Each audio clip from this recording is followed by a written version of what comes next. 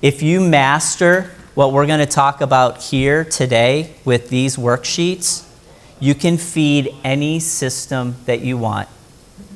Anything. So all I'm going to show you how to do in a very roundabout way is write one piece of content to the right people, and then I'm going to show you how to pluck pieces of that out to put it on Facebook, to put it on Twitter, to put it on Facebook ads, put it on a blog, wherever you want it to go. The key to the whole thing working is that you write specifically to one person right from start to finish. So, all that to say, and I'm just going to kind of tackle the end, and then I'll restart at the beginning. Let's say you get a listing. And Mary Beth and I just went through this the other day because she had just got a listing and we sat down to do some marketing for that listing.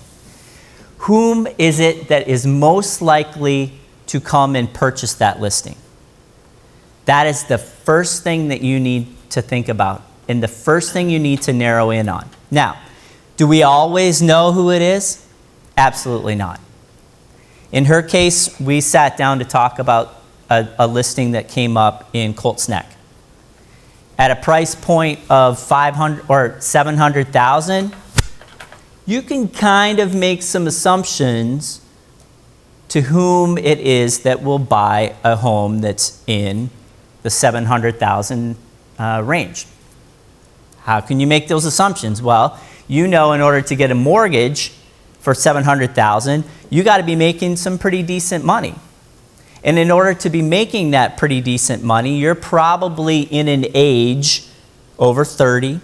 You're probably not a 21-year-old unless they're a dot-com genius, which those are few and far between now. And they're buying $1 million. And they're buying exactly the $1.5 million instead. Okay? What else can we make assumptions in Colts Neck? Schools, right? Off the charts. So if you're looking to move up from Matawan, who has good schools but not amazing schools, you're probably going to Middletown or you're going to Colts Neck. Okay? See, now we can start to make some assumptions about the people, and now in our listing presentation, in our Facebook post, in everything that we do, we can start to target those people. And you target them by speaking specifically to them. And that's what this system is all about. It's how can we break down these people so that we can really target a message to them specifically to entice them to buy, or if they're a seller, how can I entice them to sell with me?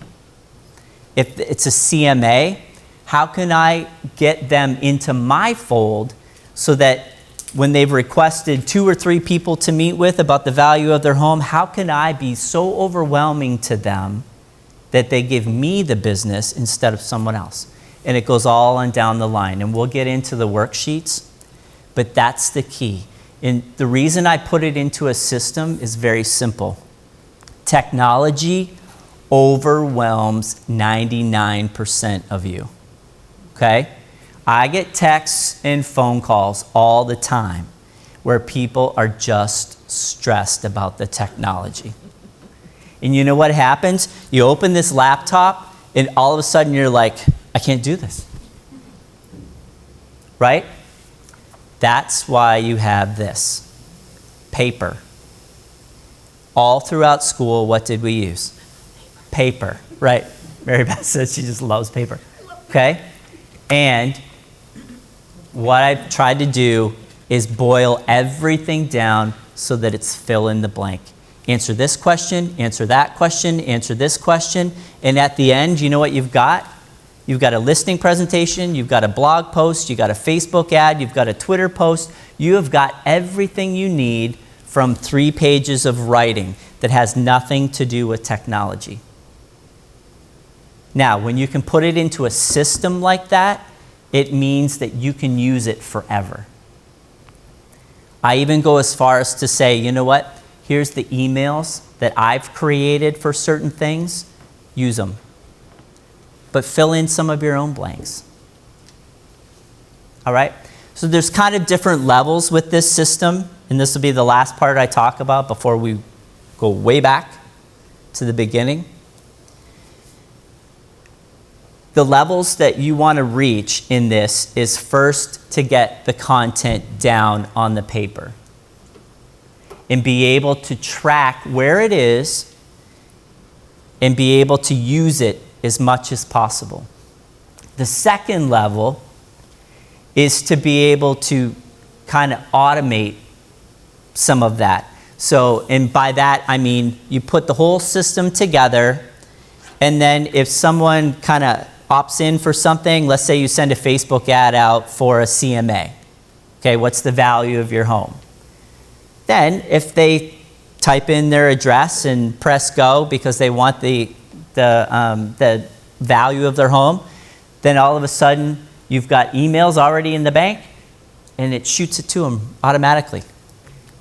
It can be totally overwhelming unless you know everything in advance to put into the system. And that's what this is about.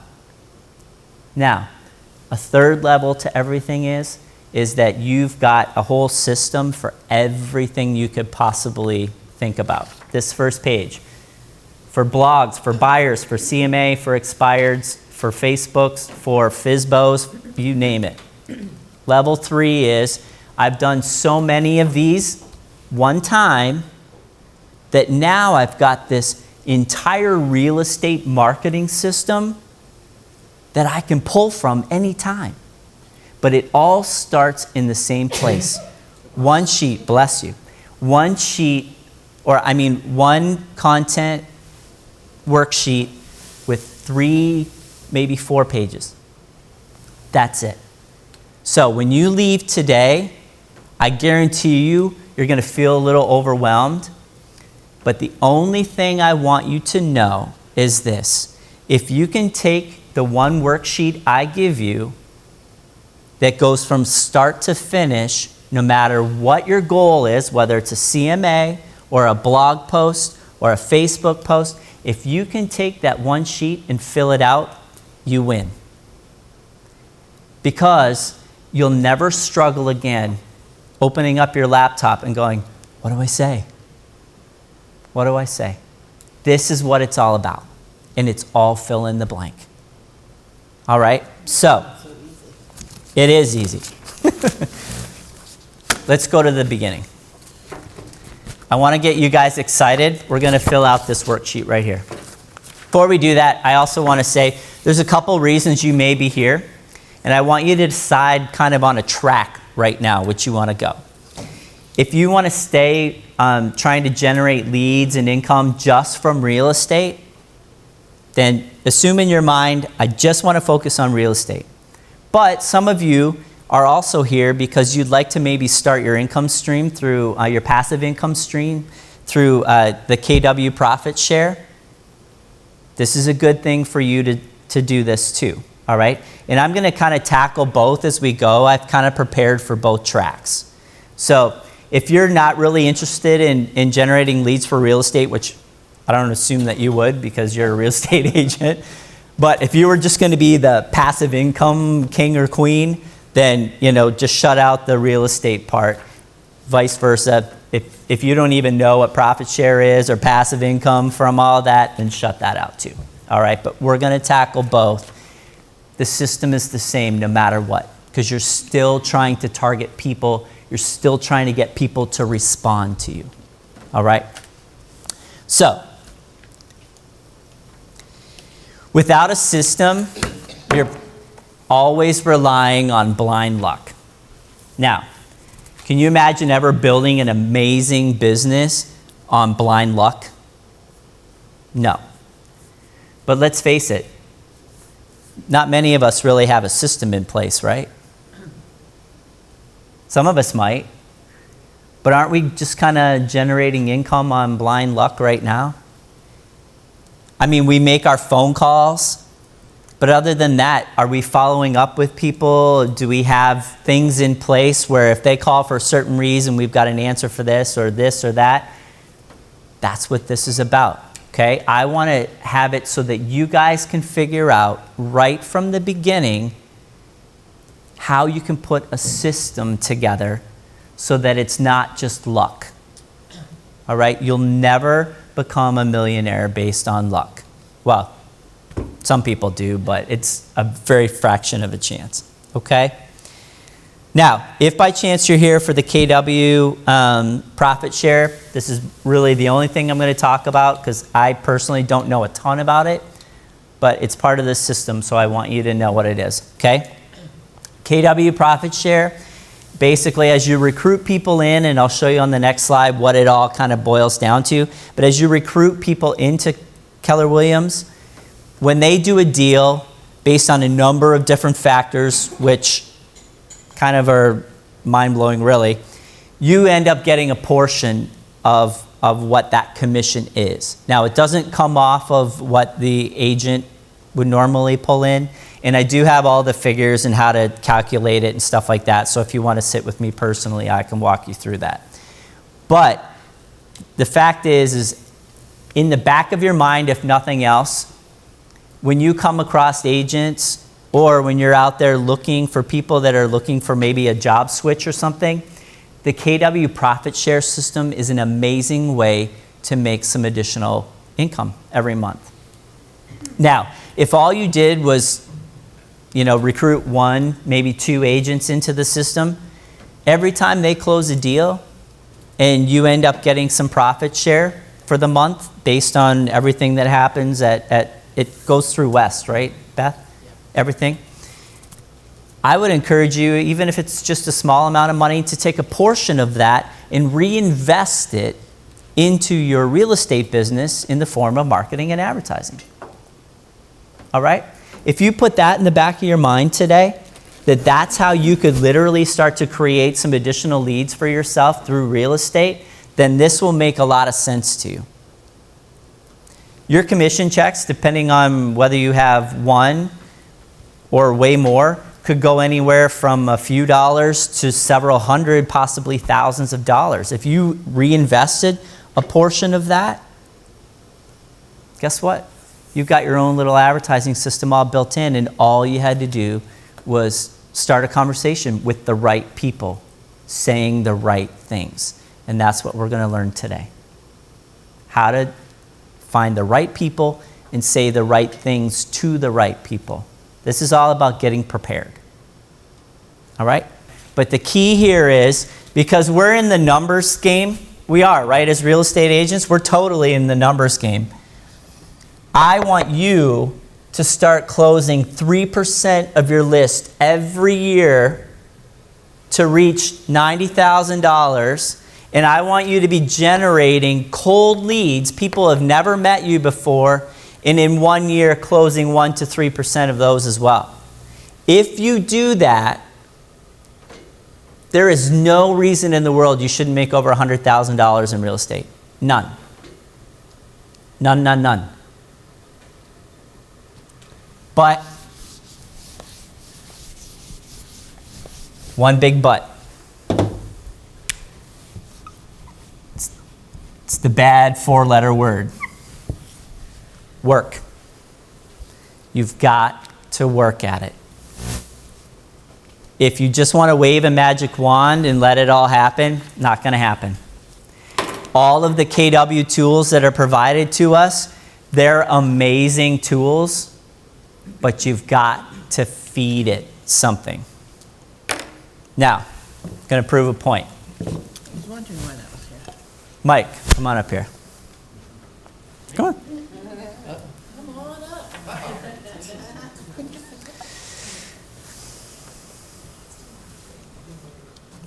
Tell the folks at home what that is. This is a screwdriver. It's a hammer. Hammer. This is your KW website. This is Facebook advertising. This is your conversations with people. Just the fact that you're opening your mouth and shaking hands with them. This is the tool. Any tool you have access to, this is a tool. Thank you. This board right here is your audience. To whomever you're talking to.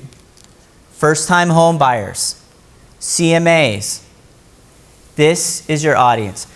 This right here, this is called the lag bolt. This is your message. Now, I'm going to prove 3 different things to you. I've got a large hole here, I've got a smaller hole here, and I've got no hole here. Mike, use that fine tool you have, we'll call it Facebook advertising, and drive this lag bolt into, go ahead, take it. Drive it right into that piece right here where there's no hole. Go ahead, do that. Sure? Yep, yep. Really? Yep. Just let me brace myself here. All right, and don't hit my fingers. Should we Yep, do this? Really? yeah, do it. I don't want to hurt Drive you. it. No, just drive it. Come on, force it. Not going to have the right result. Yeah, nope. Do you Okay. really want me to hit it? Now look. This is what realtors are doing. They're using Facebook ads and they're driving a sales message to people that don't want it. This audience, this wood, does not want this lag bolt from Facebook advertising. Now, on the other hand, if he had a screwdriver, he could screw into this, right? Tool, good tool, wrong use. Now, let's say with the system, you've got Facebook advertising, now you have a better message, and you're kind of targeting it to the right people, but not really. Okay? Small hole. Same thing. Go ahead. No, you hold it. I don't trust you. Here, Oh, you want me to hold? Yeah, yeah. You don't trust me? No, I don't. I thought this was all based on trust. Come on. Okay, see? We made some headway. Good tool, decent message, but guess what? It's too much work. You're still not targeted to the right audience. You're trying to force a message which some people are receptive to, but not really. And the chances of them acting on what you're saying is slim to none. Now, if he stood up here for 1.5 minutes and really pounded on this thing, eventually it would go through. Just like Facebook ads. You can spend thousands of dollars per month pounding messages at people, and eventually it'll take. Or you can use Facebook ads with the absolute right message, going to the absolute right audience, and I trust you on this one. Go ahead. Look at that. Thank you, sir. Good job, Mike. Thank you. Great. You are You dismissed. want me to hang out? Oh. You can take that home if you want. Yeah. Or a trophy. All right. Don't forget that analogy. If you're trying to use the right tool, a good tool, this is a good hammer. This will not break. Facebook ads is a great thing to use. If you have the right message going to the right people.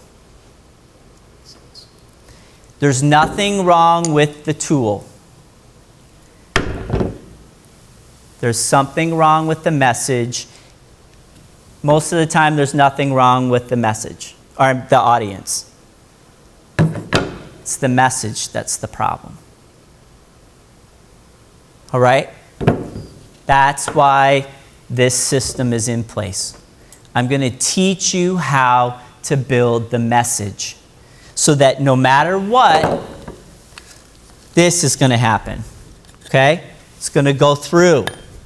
You want to get to $100,000 or more in this day and age? Not 10 years ago, because it was different then. Not 5 years ago, not 3 years ago. Now, you're going to end up using the right tools with the right message to the right audience. absolutely the key. And the good part is, when you get it right once, you'll never have to figure it out again. And if you can get it right for first-time home buyers, you'll get it right for agent recruiting, you'll get it right for commercial people, you'll get it right for everybody because you followed a system. There was no blind luck involved. Everybody good? Clear? All right. Now, since we just spent a bunch of time talking about tools, flip over to the next page to the marketing evaluation worksheet. We're going to go through these one by one by one. And if you're brand new to Keller Williams, you're not going to have much checked off here. All right? And if you've been around Keller Williams for a while, you're probably not going to have much checked off here either. All right? But if you revisit this same list 2-3 months from now, you're going to be overwhelmed by how much you've got done. All right? So, let's go through this. So in the evaluation section, persona and content marketing strategy, we're going to get into that. Probably none of you have any of that. Let's just go through the sheet. Website. Put a check in the box if you have a website in your own name. For me, I have brentcramp.com. Okay? If it's not in your own name, or something like Mike sells the most beautiful homes in freehold.com, okay? Blog. Question for you. Yes, sir. If you use your own name, but you're pointing it to the Placer site, do you count that? Yes. Are these That, two different things? yeah, no, that can count. Okay? Blog. Do you blog at least once per month? And if so, do you have a separate blog site? Okay? Placer site. We all have a Placer site, right? No. Well, we all have one, but we may not have ever been to it. That's a whole different class that I'll be teaching to. Okay? Is what to put on it. And we'll go through that today, hypothetically, what to put on it. Conversion website. Some of us have them, some of them don't. Okay? Check if you do. Any additional websites that you may have? Landing pages. I'll explain to some of you that haven't been to my classes before, don't know what a landing page is. Something like it's a website basically that you have that only has one central message. So for me, I have 40 different ones. I have homes for sale in freehold.com. I have what's your home worth in New Jersey. Okay? There is no links on it anywhere. All it is it serves one purpose for one message. That's it. The only landing page I really use a lot is my CMA page, which is what's your home's home worth in New Jersey. All it has on the entire page is the field to put in your address and the submit button plus the compliant information that I need for KW. That's it. There's no other information on the entire page. Somebody's going to go from my Facebook ad directly to that page, enter their address, press submit, and then the magic happens. That's it. That's what a landing page is. All right? So if you have landing page or landing pages, put them in. You don't have to fill all that out today. But next. Yeah. So I'm looking at this. Is the recommended procedure to buy a URL for each landing page? Sometimes. Brent sells homes in freehold New Jersey. Sometimes. We'll get into that when we cover landing pages. But here's what I want to focus on. I want you guys to start focusing on one thing and doing it right and then expanding. I've told a number of you this story, but this time last year is when I went into the Weichert real estate school to even tackle this. And I was wondering, being in business or being in marketing for 20 plus years, I was wondering how many agents were actually into this whole internet stuff, okay? I know because I pulled up Google and tracked in Matawan and Aberdeen what the most popular searches were for. And I'll teach you how to do that, not today, but it'll be in a different class or through a video. You can track what it is that people are putting into Google so that you can start to target a message for that. The top 40 searches in Monmouth County, no agent had purchased any of those .coms. So I bought them. Okay? It was a $400 investment for me. So I own What's Your Home Worth in New Jersey.com, Homes for Sale in Matawan, Homes for Sale in Colts Neck, Homes for Sale. I bought them all. And I've given away some now to people that have wanted them because I don't need them. So I pretty much just deal with investors anyway. So I bought them because I didn't want anyone else to have them. All right? So if you ever want any, just let me know. I'll transfer them over. Okay? It'll cost you $11 though. So that's all right. So in answer to your question, you don't need them all. But if you want to run specific targets, which we'll get into down the line in the system, definitely it's good to have a .com specifically for that, because Google will pick up on it and match the search that's done on Google with your .com name. Okay? All right. Next, very important, social media. Facebook personal page. Let's just do a show of hands. Everybody, I hope, has a Facebook personal page. If you don't, get one. We are in the relationship business here. If you don't have a Facebook personal page, unless you're in witness protection, you need one, okay? You have to anymore. You just have to.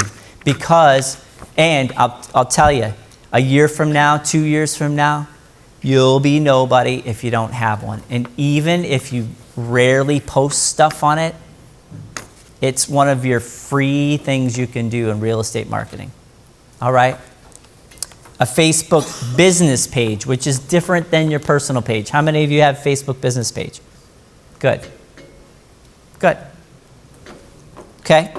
Now, Facebook additional pages. This is something that I'm going to teach you again down the line, but I recommend that you have 3 to 4 other Facebook pages. Here's why. I run ads because I deal with investors. I run ads. I have a Facebook page called it's Monmouth County Foreclosures, or Monmouth County Foreclosure News. That's what the page name is. All I post on that page is stuff related to foreclosures.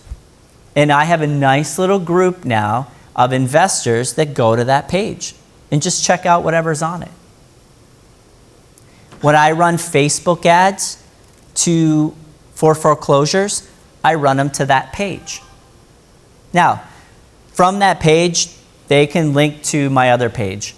Not a big deal. But someone that may see the real estate agent as a stalker, and let's face it, before we all got into this industry, we all felt like real estate agents were stalkers, right? Because let's face it, we're kind of poor sometimes at not being stalkers. All right? Having auxiliary Facebook pages, so long as they're compliant, and we'll get into compliance as well, it is an amazing thing. Case in point, I ran the exact same foreclosure ad from my regular business page and from my foreclosure page. I had triple the number of people respond from my foreclosure page as from my regular page. Same message, same picture, same target audience, same time frame, same bid amount, everything 3 times higher from what industry calls it an unbranded Facebook page. For compliance, I do everything in compliance. All it is the name is different. That's it. 3 times higher the number of leads I got. What were the 2 differences in the 2 pages you were saying that I missed it? One was the Yep. business for- My main business page is called Brent Williams. I have a friend named Brent Williams. If he sees this, how you know? Anyways, Brent Cramp, Keller Williams Agent is the name of my business page. My auxiliary page, Monmouth County Foreclosure News or something like that. I can't exactly remember what it is. Okay? Yes? So, on this, your unbranded page, so, are these your listings, or are these listings you know about, like, from home? Yep, they're just general listings out there. And just so you know, in case I don't cover this today, anytime I post a listing on any of my auxiliary Facebook pages or on my business page, I always contact the agent first. And I say, listen, I'm kind of a marketing guy. This is kind of how I generate leads for buyers, sellers. Would you mind if I throw in a little money on a Facebook ad to try and sell your home? To bring a buyer. I have yet to be turned down. Now, I was in on a class, I can't remember when it was, over in West, and one of the agents there said, I would never let someone post my listing on their Facebook page. Totally fine. If I called that agent and they said, by all means, no way, I would say, okay, no biggie. All right? Why would somebody not want you to post things? My point exactly. Well, here's the point that he made, and it was actually a really good point. He tries to do dual agency with most of his deals. So at that point, he didn't want to give away anything that would cause him to not have the ultimate shot at dual agency, which I get. That's fine.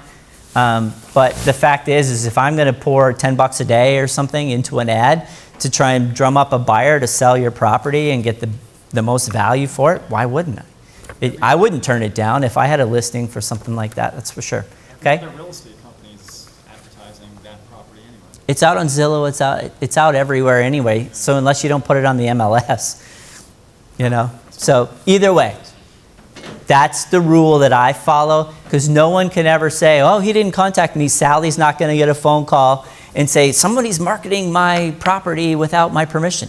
No, always get their permission. And if you explain it in a way so that they understand, you'll never have a problem. I've probably done it at maybe 20 to 30 times. Everyone's always like, oh my gosh, why didn't I think of that? Well, there you go. Okay, easy. And it costs you zero. Zero, zero, zero. All right? So, Facebook additional pages. Later on, you're going to get a document from me that tells you what all of my additional pages are. Make your own. It's real easy, and it's free. And you can just post stuff there. Anytime you feel bored and you're like, I didn't generate any leads today, you just post something. Just something random. Whether it be a listing or a link to a blog you just read, whatever. It doesn't even have to be your own. And that's what we're going to get into later, okay? Twitter.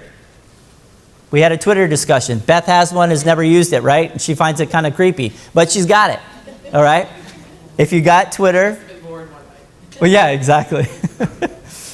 All right, check mark. Instagram. Who is Instagram? Okay, about half.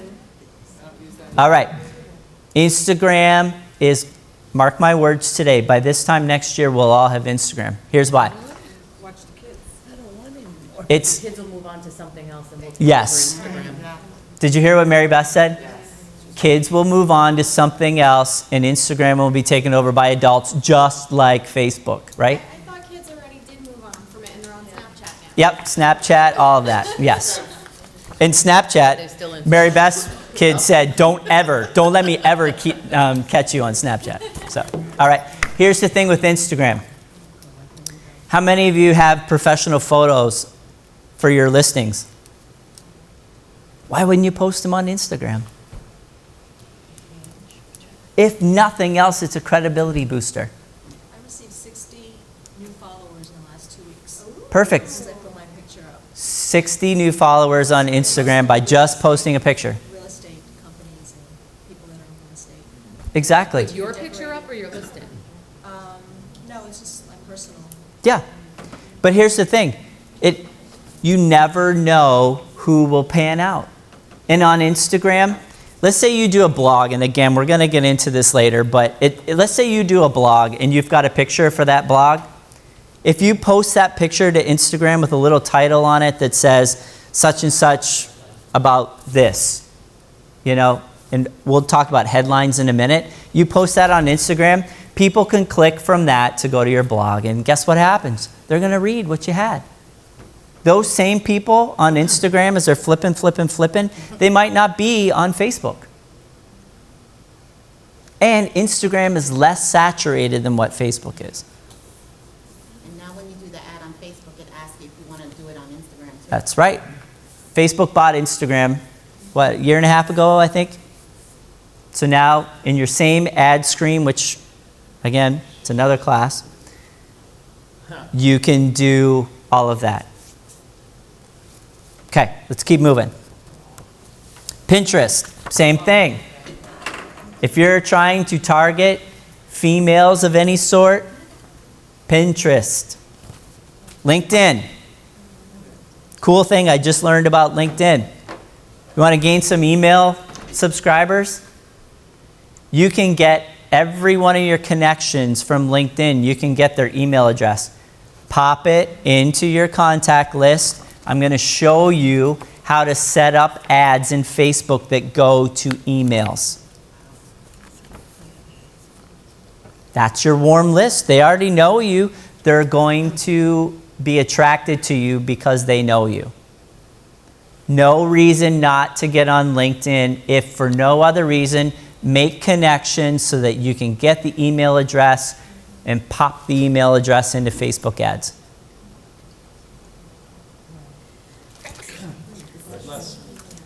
See why you need a system? Because you got to get all this organized, right, up front? I need a system for the system. Right. Yeah, exactly. YouTube. Everything is going video. And if you're freaked by video, that's okay. I'm going to show you a couple ways to get around your freaked outness about it. All right? If you use video purposefully, or even when it comes to things like photo slideshows, which are technically video, there is no reason to post a listing on Facebook now without making it a photo slideshow. People on Facebook watch over 100 million hours of video per day. Get a job. Get a job, exactly. 100 million hours. The same people that will sit and watch your 10-picture slideshow on Facebook will flip right by the listing that just has the picture. Because what happens on Facebook, we all know, right? Those of us that have Facebook accounts, you're flipping through. What happens with the video that you see? It's already playing, right? It's already auto-playing. It stops you in your tracks. Pictures, they don't autoplay.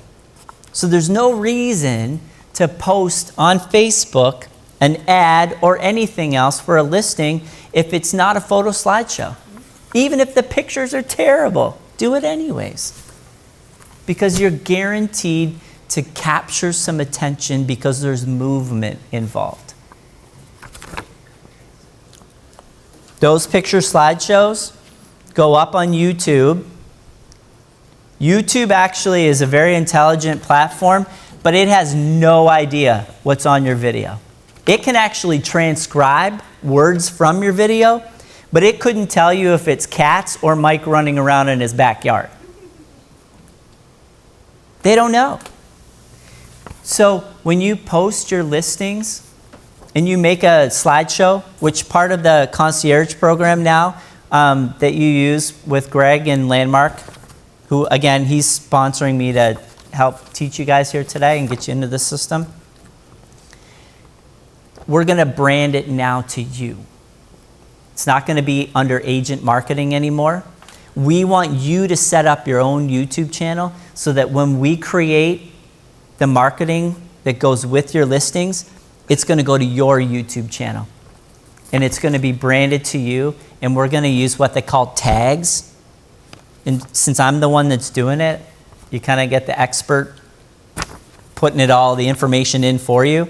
But we're going to have you ranking for things like homes for sale and freehold, 2-bedroom homes in Monmouth County, 3-bedroom. We're going to do it. But it's going to be branded to you. So each one of the times that you have a listing come in and the photos are done, we're going to make an actual video. We're going to post it on YouTube. We're going to tag it properly. Good. You're ready to go. All right. Next. Any additional social media? I don't use anymore, but if you've got something cool out there. For a while, Snapchat and Periscope. Some of the California people that I'm friends with online, they use Snapchat for their, like a pre-open house. Whatever, I don't know. Facebook ads, absolute necessity. Absolute. Here's why. Right now for CMAs, when I feel like I actually have time in my schedule to generate a good CMA report from the RPR, I'll put an ad out for home values. Again, my simple landing page is, hey, if you want to know what your home value is in Matawan, type it in here. I'm getting CMA requests for about 50 cents to 75 cents a piece. One weekend in Matawan, the first time I did this, a month and a half, 2 months ago, I spent $14 and got 28 CMA leads. These are people that are going to sell their homes eventually, right? I can't wait till we go further in it step by step. I'm- Because when I do it, it's like $5. Yep. I guess I'm going It's- out too far or it's something. all- I can't yep. wait till we get It's all about the ads. And just so you know, all of the ads that I've been running for testing purposes, I'm going to give you guys. You literally could take the same picture, the same words, everything from my ads, you can steal them, you can post them, and you'll get the same results, because there's nothing special about my name at the top of an ad or your name at the top of the ad. It's all about the message. You're learning here the message. All right? That's it. It's, Yeah. on that point, I saw it work firsthand, which I was very skeptical about it, because we targeted a piece of property that Laura and I have in Colts Neck. It's ponds, and it's a knockdown. And it has 2 ponds, and we kept saying, oh, it's someone that would normally buy in upstate New York, or, you know, like an artist. So Brent sat with me, and we targeted. First off, the open house had like 7 or 8 people for a piece of property. Like, we were blown away by that. And the people that were coming in were definitely targeted. Like, there were 2 people there from Hoboken. One of them was an architect that saw it online. I mean, it was like, oh my God. And Laura's like, what did you do? Like, what did you, you know, because people kept saying to her, how did you find it? And they were like, oh, Facebook, we saw it on the side. So, Perfect. and it was targeted specifically to that group of people that we thought would be interested in it, People and that it are really looking worked. for. Right. So here's what we went through, because I didn't say a word. I just asked the right questions, which the questions are in here. Okay? I asked Mary Beth, I said, who do you think is the most likely person to take this property as is? She said, some artsy person or some yoga person. I can hear you saying that. Okay? Like someone who's in a Zen zone. You know? Yeah. So guess who we targeted on Facebook? The people that like yoga, which you can do on Facebook ads. And by the way, if you don't think Facebook knows everything about you, they do. Here, let me digress just for a minute. Here's how Facebook knows everything about you. Number 1, they buy credit card data. So they know how much money you make, how much you spend, where you spend it. All the shopping habits. Yeah. All the shopping habits. Number 2, they crawl Facebook because it's there. And if you talk about anything, Mary Beth has a daughter that's getting married June next year. June. Guess what? She's probably seeing ads for weddings. Inundated. Because she probably posted in there maybe about being stressed about a wedding. Facebook says, boom, wedding. So now she's got invitation ads. She's got wedding dress ads. She's got custom. Yep. Yes. I just want to ask, like this morning I was looking at, it was a Facebook ad, rent the runway to rent a dress. Yep. And I was like, oh, maybe I'll try that for the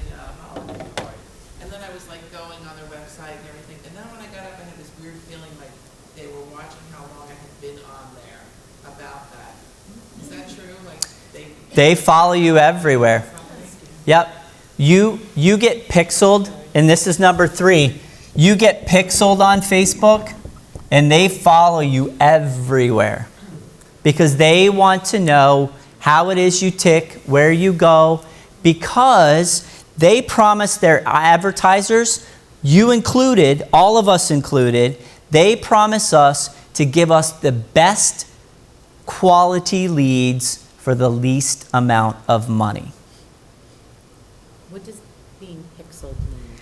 Pixeled means that on your system, they have a little cookie that's placed that literally just follows you around the internet. So whatever you're going to on the internet or your phone or whatever, Facebook knows, and they're collecting that data.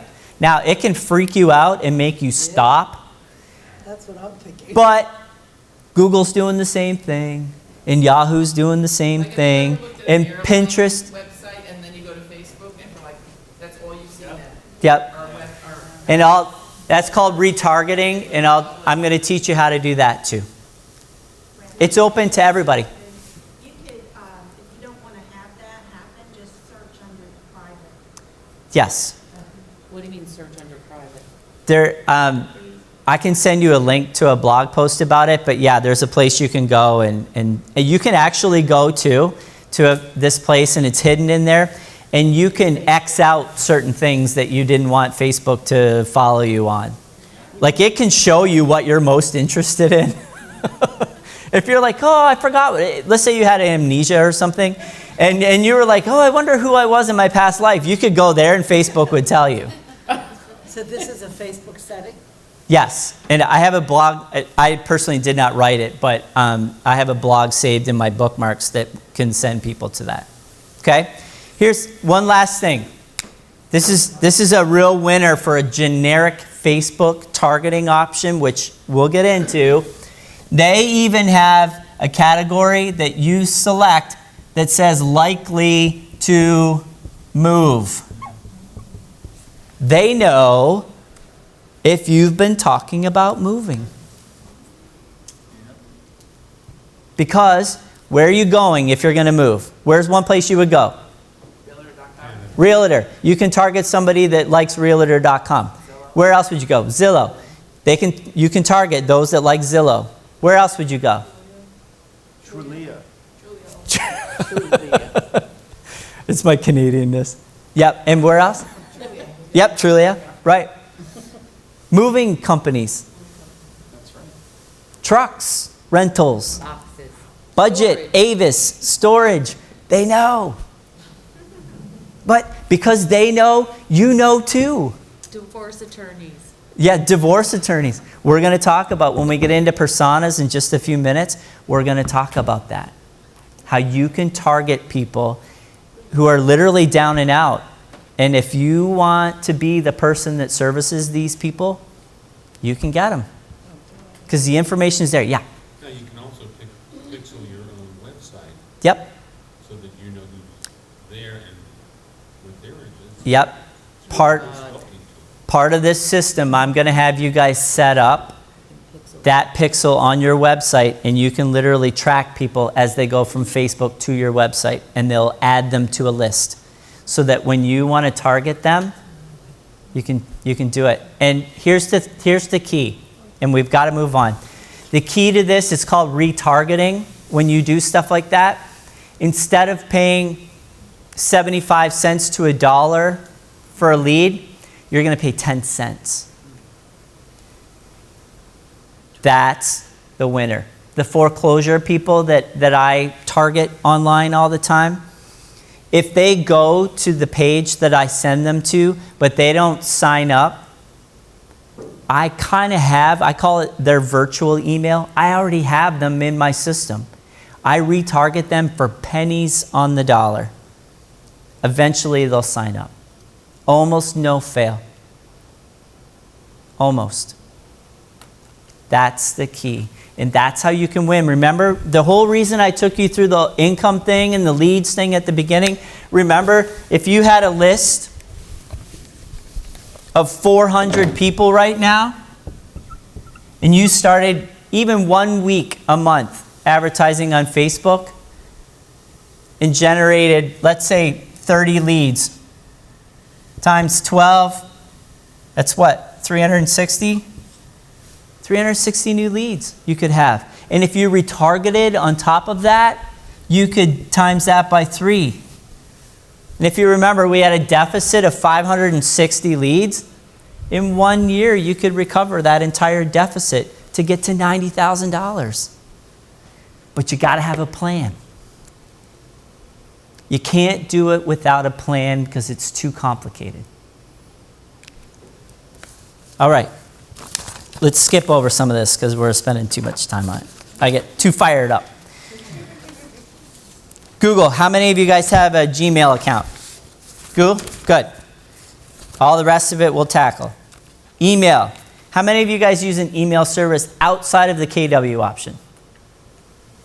Like MailChimp or, something like that, Aweber, yeah. AOL? Well, yeah, that can work too, so. All right. Lead magnets we're going to skip over. Basically, just so you know, when you're listening to my videos in any of my class, a lead magnet is something that someone will opt into on your site because it gives them something of value, like a first-time home buyer's guide. One of my popular checklists that gets downloaded often are for downsizers. How to downsize and cause less stress. All it is a checklist. 1 through 50. 5 different stages. That's it. That's all it is. If you're thinking about downsizing, it can be a stressful time. Go through this checklist. That's it. And I've had people literally call me back and say, you know what, I'm already working with an agent, but thank you so much for that because it really guided me through the process. Think the next time they hear somebody that's a downsizer that doesn't have an agent, I might get a phone call, right? It didn't cost me a penny. That's what a lead magnet is. It's something of value that somebody will sign up for and give you their email address. Business cards. We all have a business card. Well, some of us are still waiting for our cards to come in, right? But I'm going to encourage you to do something else.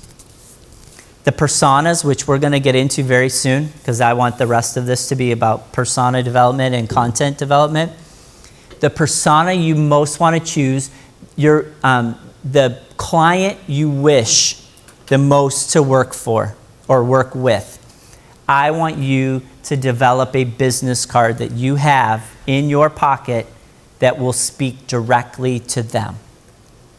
So, if you want to specialize in first-time home buyers, I want you to have a business card that says right on there, Josephine, I love first-time home buyers, or first-time home buyer specialist. And on the reverse side of that, I want you to have a checklist or a first-time home buyer's guide that they can download. And anytime you meet somebody that's a renter or somebody that's a first-time home buyer, I want you to give them that card, not your standard one, your dedicated one. Now, if you're dealing with investors, the same thing. Focused, which we're going to get right into. That's what I want you to do. Here's why. How many other agents do you know that have more than one business card, and especially one that would personally say, listen, I'm a first-time home buyer specialist, give me a call. If it's on your business card, it means you're a specialist, right? Well, not really, but they think so. There's no reason not to. In our business cards anymore, for 250 business cards, I buy them for $5. Why wouldn't you spend $5 for 250 business cards that make you a specialist in an area? There's no reason not to. Absolutely none. Okay.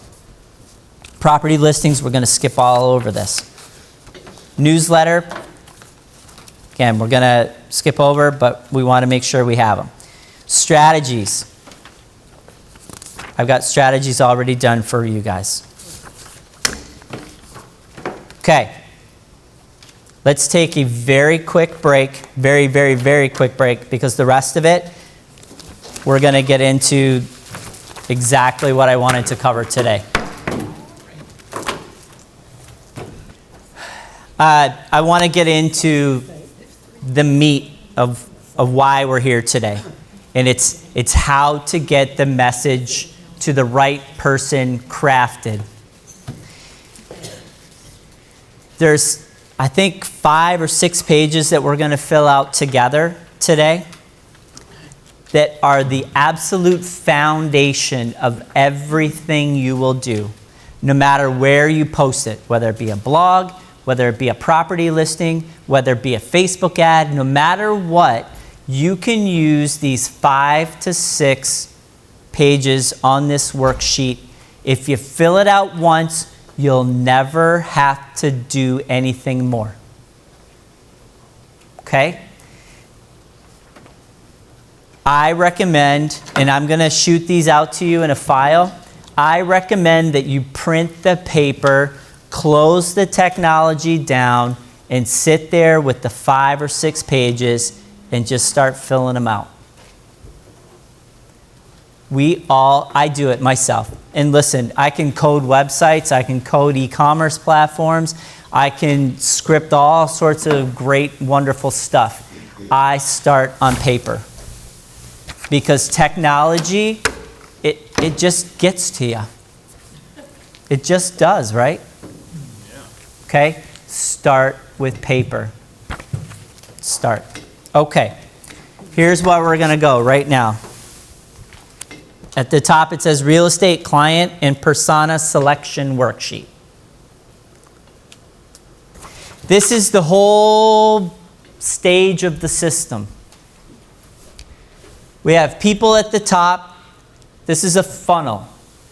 In any funnel, you're trying to focus people from a wide system at the top into a point of interest that you want to go. The most popular funnel that I use is in my car. I am trying to get a lot of oil into a broad top and into a focused hole in the oil pan of my car. Without the funnel, what happens? I take the cap off the oil, I spill it all over the place, and for the next 2 to 3 days, I'm driving around with smoke coming out from underneath my car hood. Okay? Marketing is the same way. When you can use a funnel to corral a bunch of people into the top of it and focus them in stages down, they will end up in the point you want them to end up. That's the key. You take people that either have no idea who you are, or people that have an idea of who you are, but haven't really done a transaction with you yet, and you guide them through the funnel, and they turn into money. That's our goal with real estate. Take a person, guide them through, spit them out as money. All right, so plan, which is what we're going to tackle today. In this plan, we're going to attract people, ads, blog posts, you name it, we're going to attract them. Then we're going to nurture them, just like a baby, okay? We're going to tell them some of the things they want. We're going to answer their questions. We're going to solve their problems. We're going to let them know it's going to be okay. Then we're going to convert them. Now, conversion, because we don't have an add to cart button for real estate yet, mark my words, 3 to 4 or 5 years from now, if not sooner, people will be able to check out online. Some tech person is going to figure it out, and it's going to be scary. Okay? Conversion is this. Can be an email address, can be a phone call, can be a text, can simply be something where somebody in the background is opening all the emails that you're sending them. The key is conversion means that someone is taking an action on what you're telling them. If you're telling them, I need you to open this email, that's a conversion if they open it. If you're telling them, I want you to call me, a conversion means they're calling you. All right? You'll have several conversions along the way. You're going to continue to engage them with the answers they need. on a more personal basis, probably via phone or text, all of a sudden that lead now comes from all the way at the top, all the way down to the money. The lead is now income.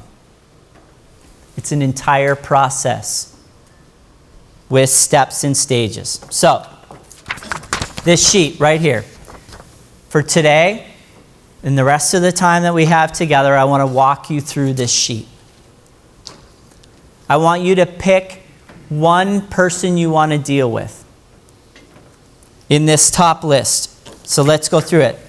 And you don't have to specialize in this person just yet, but for the purposes of our exercise today, I want you to choose one person. First-time home buyer, first-time home seller, somebody that just wants general information. Don't choose that one. Home value, somebody that obviously wants a market value in their home. Somebody that wants to relocate, a referral, an active buyer that is not somebody working with an agent already. We don't steal people's buyers. An estate sale. If you don't know what an estate sale is, it's somebody under duress most of the time whose parent has just passed away. Now they've been given this property and all the contents that have to sell. You could probably make a solid real estate business just focusing on these people. If you were a specialist, because most of the time they just want it done. Or on the flip side, you've got a whole family of people now that are like infighting with it. If you're a specialist in this though, it might be in a solid business. All right? Expireds. Luxury buyers and sellers. We talked about this briefly. Divorced. Same thing. It's like an estate sale. You got two people. If you can be a good counselor type and you want to be involved in fighting consistently, guess what? Here's the benefit. Here's the benefit. You've got one house that often has to be sold, but most of the time you got two buyers on the other side. Now you got 3 transactions, not just 2. All right? Consider if you've got a good temperament, the stress level. But post-purchase, don't choose that. Post-sale, don't choose that either. Short sale, move up. I think in the next year and a half, we're going to have a lot of people moving up. With the way the banks, I think, are headed, it's going to cause people to start selling. A lot of people are going to be out from underneath their underwater mortgages and into the next step. So we're hoping, right? Downsizers, I talked briefly about them. Agent recruiting, I have another sheet I'm going to tackle in a second for that. So if you're looking to increase your KW profit share line, we're going to get into that very deeply in a minute. Hot markets, low inventory, community news, small business network. Investors, flippers, FSBOs. I add home renovations on there because here's the thing. Once somebody's already closed out with you, one of the easiest things you can do to stay in contact with people is just send them, pictures, blog posts, videos. You don't have to create them yourself based on just home renovations. What's the most popular thing in the spring? Or what's the most popular thing in the fall? Or, hey, check out this YouTube video that teaches you how to hang trim in your brand new house as a first-time home buyer. Just stuff like that. Don't choose that today, but that can be a real easy one. Now, very quickly, next sheet. Keep that one sheet open for you because I'm going to make you choose. If you really want to concentrate on your KW profit share line, I have created 62 or 63, I think, personas for them, broken into 2 categories. This is how deep you can dive into this. We've got new agents, people that have never been agents before, whether they're licensed already or not, or whether they're current agents that have fallen off and let their license elapse, or they're currently working for someone else. Let's go through some of these. New agent, career, they're young, okay? Stay-at-home moms, stay-at-home dads, college graduate, can't find a job. Friends encouraged, said, hey, you'd be a good real estate agent, you should go and get your license, okay? Recent transaction, How many times have we heard somebody goes through finally first-time home buyer, second-time home buyer, whatever, and say, "Ah, I could do this job, right? I'm going to get my real estate license, right?" All the way down the line. Some of the changers, commission split, huge, right? Brand reputation. Somebody hears about how awesome KW culture is. They're in a small agency, they want to switch, blah, blah, blah. I've been ignored, the lack of technology, all of this stuff. Here's the thing about personas, especially about this KW profit share thing. When you talk and write to people and you've already profiled them and you know what their problems are, what their solutions are, when you've already been in their mind before you even meet them, you'll know how to talk to them and you'll know how to convince them that KW is the place for them.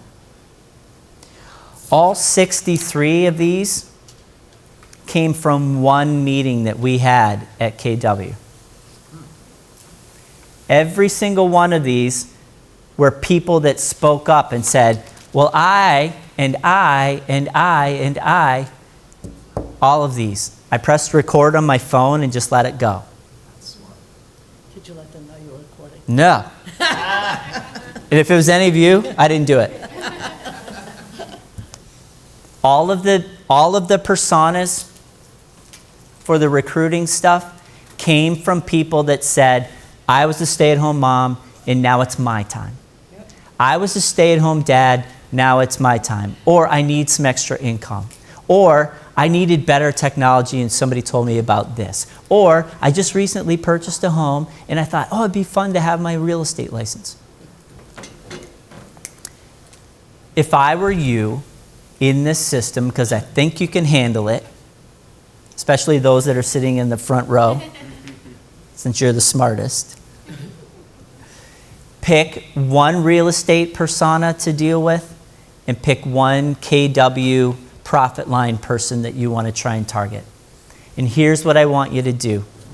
With the KW profit share line, the reason you chose KW is the person I want you to target.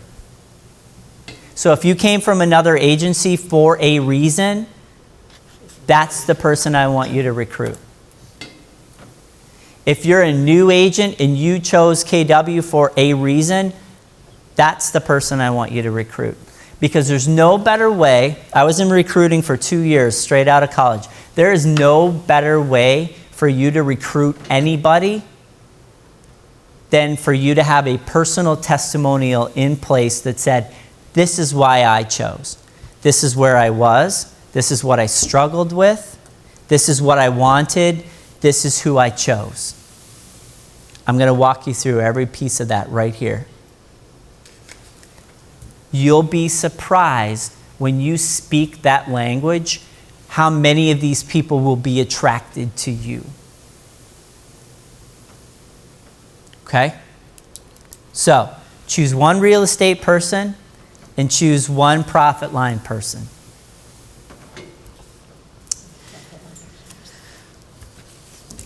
All right. Now, you can go through the priority list later, but for right now, on the real estate sheet, I want you to put a check mark by the person that you're going to profile today.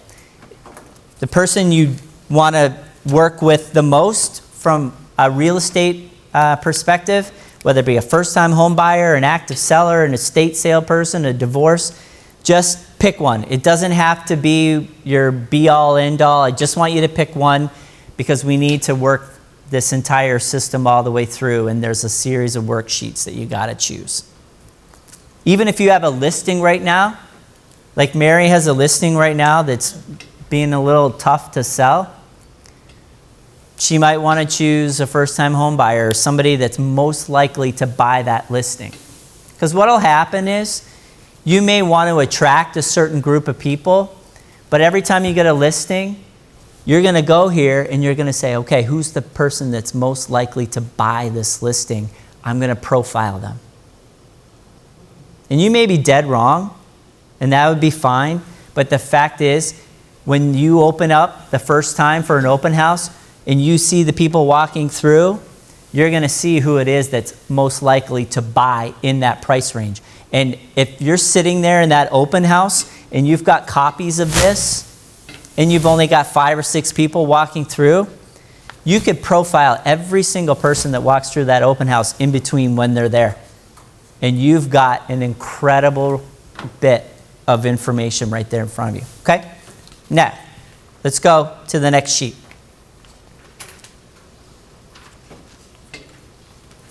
The sheet with all the boxes. We're going to walk through step by step, and I'm going to teach you what every marketing company that spends thousands, hundreds of thousands of dollars a month, this is exactly what they do in order to get their message framed for the people they most want to attract. Okay? First, whichever persona you chose from the last group, I want you to write it in that top line. Persona group they belong to. So if you chose first-time home buyer, put it down. If you chose first-time home seller, put it down. Now, here's where we need to start breaking things down a little bit. I want you to make a choice right now whether they are male or female. What if they're both? And if they're both, circle them both. And I want you to give them, just for fun, a fictitious name.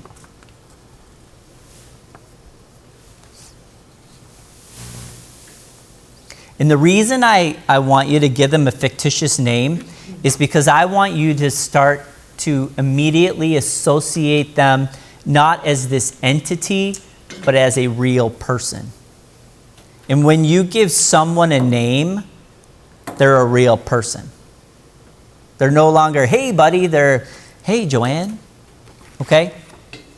That's that. And if I call you buddy, don't assume I don't think you have a name. Okay. Picture. Now, when I give you this, you can paste a picture in here. You can draw a picture of what this person would look like. Again, all I'm trying to do is give you an idea of how to get into this person. Okay? Current job or title in life. This person that you chose with this name, male or female, just write in what you think they probably do for a living. And right underneath that, what title do they have? Title would be mom, dad, soccer mom. In the same box underneath? Yep. Or both.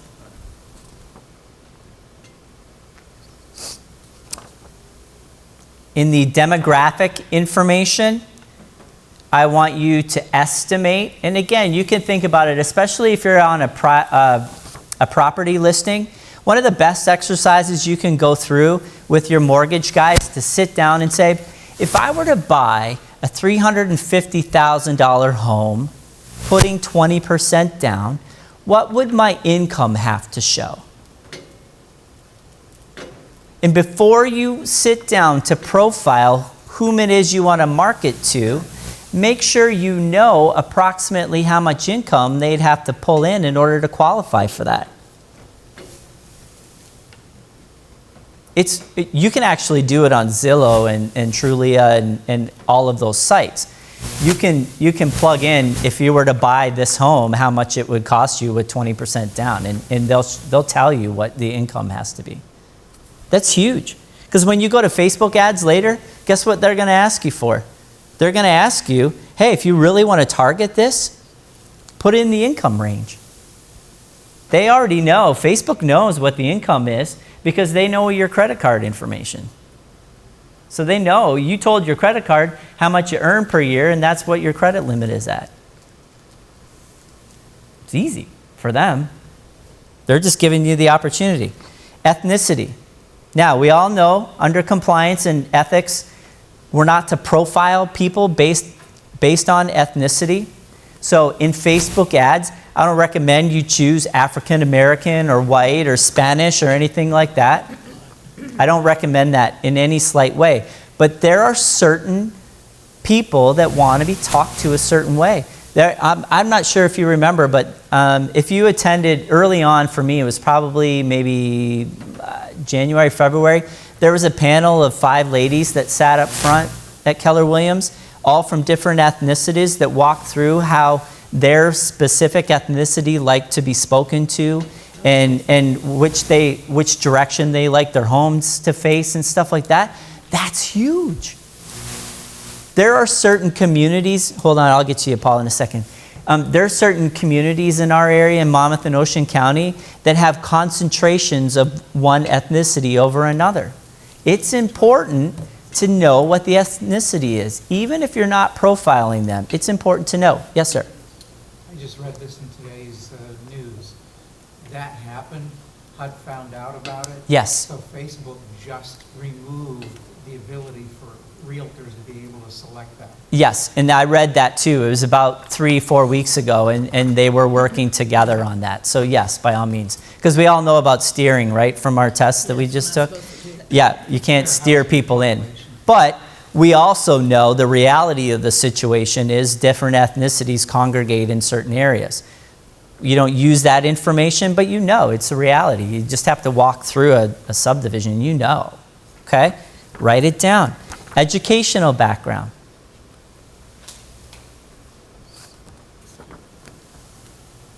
Current income, we just talked about that. Quotes, sayings, or what they talk about. Why do you think it would be important to know what the quotes and sayings are and what they're talking about? Speak their language? So you can pinpoint what their interests are? Exactly. Yep. If I know what kind of music a first-time homebuyer most likely listens to, guess what I could target on Facebook? I could target that they like the page of that person. Would I? I don't know. But it's one more thing I can test. In our conversations, some of this profiling information is just as good for our conversations too, right? If we know we're in a first-time home buyer area and we're going to see a bunch of 20 to 27-year-olds come walking through the door, learn to talk their language. Don't be artificial about it, but just know what they're talking about. That's all. All right. Last one. What do they read? What do they watch on TV? What are their hobbies? Where do they take their kids? Etc. Why on earth would that be important?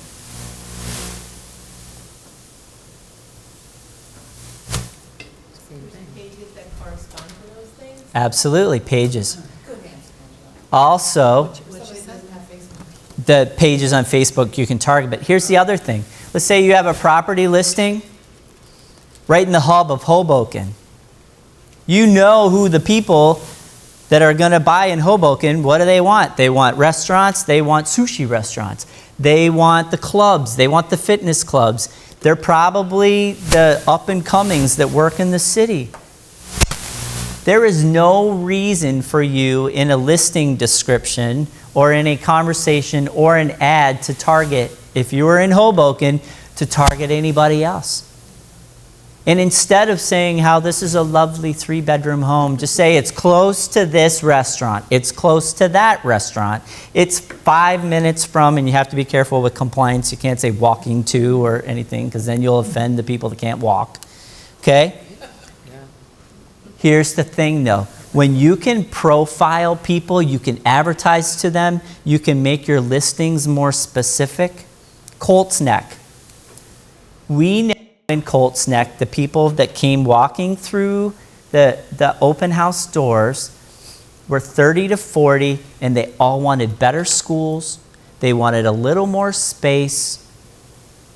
They want certain things. So write it everywhere. In the listings, in your Facebook ads, in your blog posts. If that's your people, the people that are the move-ups from Matawan to Colts Neck, tell them. In your listings, stop with the cliche stuff and get to the point. If you want better schools and blah, blah, blah, and again, you have to be careful with the language, so don't mistake my dialing it down, but get to the point. This is why you're profiling them. Because when you profile, you can get to the point. All right. Boxes at the bottom. What are their roles in life? This is going to lead into the next part. Their roles in life, their responsibilities, their life goals, their challenges. We're going to get into that in just a minute. Their challenges are often the reason they're buying real estate. And their real estate goals.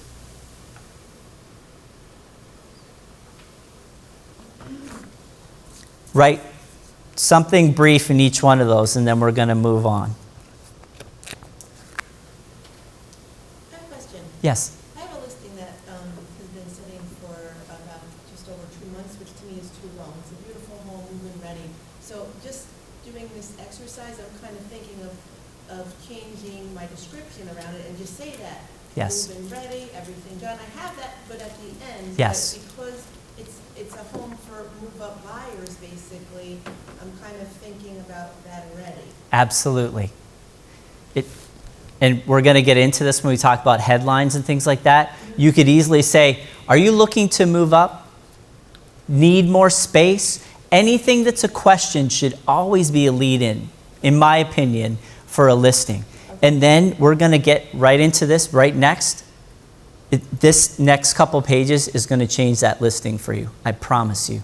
Because when you can start to address what people's problems are and the reason they want to do something, when you can focus on that and speak directly to that, guess what happens? You get a reaction. Now, will it turn off some others? Maybe. But the fact is you want to get pinpointed to the people you believe are going to be the buyers or the sellers or the people looking for the home value. You want to talk directly to them. Okay, let's go on to the next page. And if you've got your laptops open, if you don't, not a big deal. You can just share with somebody. Your persona that you just chose. Go to Google. If you need to spell it, it's Google. Really? It's a really cool site. And isn't it amazing, as a total aside, Google is the most popular website on the whole internet, and look what it is. It's nothing. It's a search bar that just gives answers. If all you were as a real estate agent was a search bar that gave answers, you think you'd be pretty popular?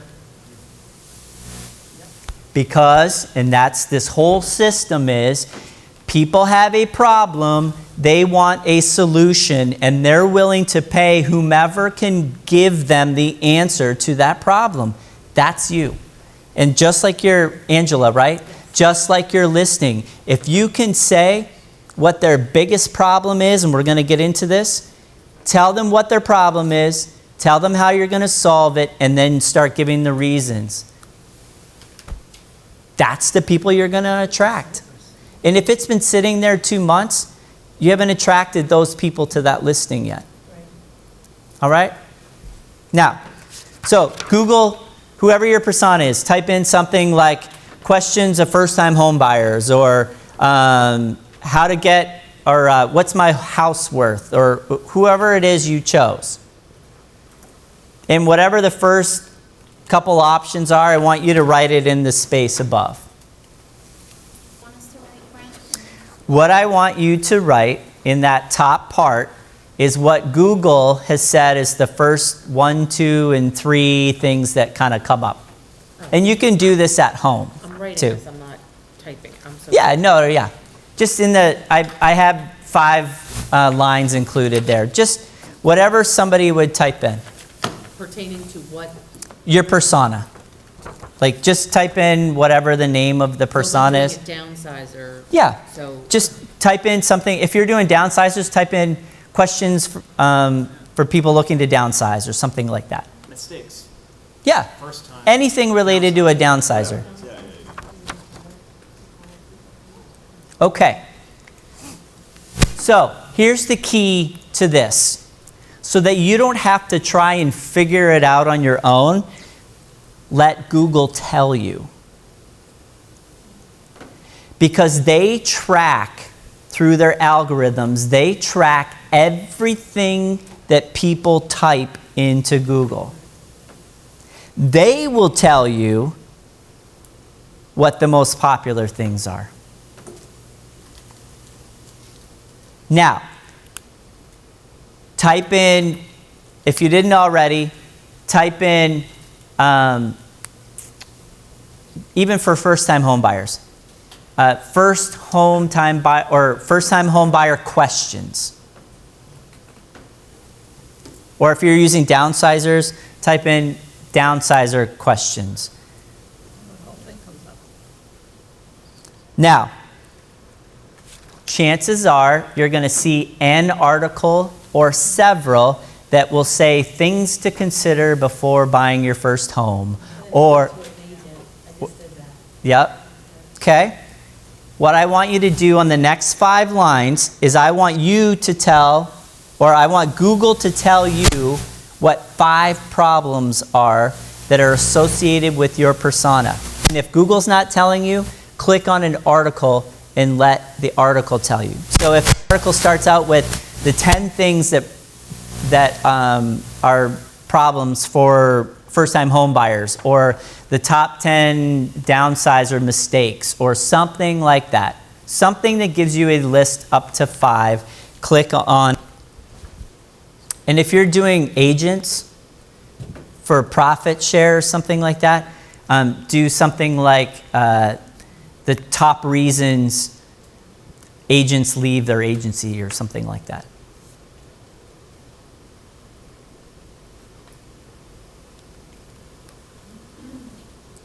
And then, like I said, in the next 5 lines where it says persona problem, I want you to write down 5 things. Isn't that what you were doing?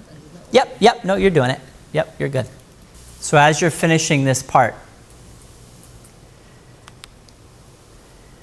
the last sheet with the profile boxes, and this sheet right here, if you had just these 2 sheets with you at every open house, and everyone that walked through your door, you could profile them and they would tell you what their problems are.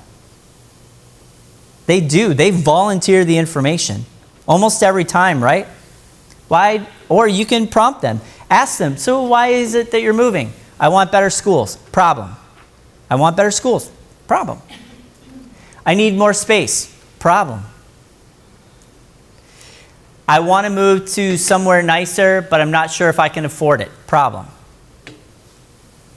I have family in the area. Problem. Okay? You can profile all these people now. And the beauty is, for every persona you meet and every profile you create, you only have to do it once. Phone rings a week later. Hey, just so you know, I'm looking to buy my first house, and I just have some questions for you. Chances are, you've already profiled them. You know all the answers. Not that you're going to whip out your sheet and be like, oh, wait. I need to write stuff down. Okay? The fact is, the more intricately you know your people, the more intricately you can get into the sales process with them, get them into the plan, you're attracting them, now you can nurture them, you can convert them, you can engage with them, and you can turn them into income faster and more reliably. But this is the key. If you're always struggling with knowing what to say, we were talking about this earlier, like everything's so overwhelming when you first get started, but you can boil it down to 2 sheets. People will think you're their best friend if you just answer their questions. They'll leave that house and they'll be like, man, I felt like we had a real connection there. They were interested in what my problems were. As opposed to, you sell, sell, sell, sell. I'm going to beat this house into them. No. They're going to leave and be like, I would never work with that person, ever. But we all know people like that, right? I mean, we just bought a house 2 years ago, almost to this weekend, and there was people I didn't ever want to see again. You know? They didn't listen to a single thing we said. And we had some very specific things that we needed and wanted, and it's like, whew. They were interested in one thing, and that was selling that house, and they had no interest in anything related to what meant anything to us, okay? These 2 sheets right here, this is it. If you got nothing else from this class, this is it. This could change your business. All right, so you got the 5 problems. Now, turn over to the next sheet. We're going in stages here now.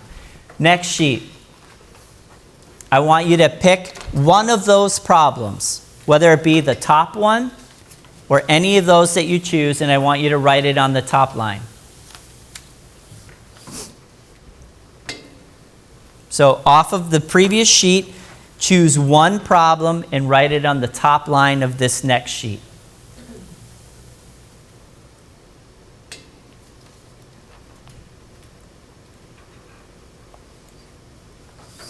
Now, problems always have solutions, even if it means there's no solution at all.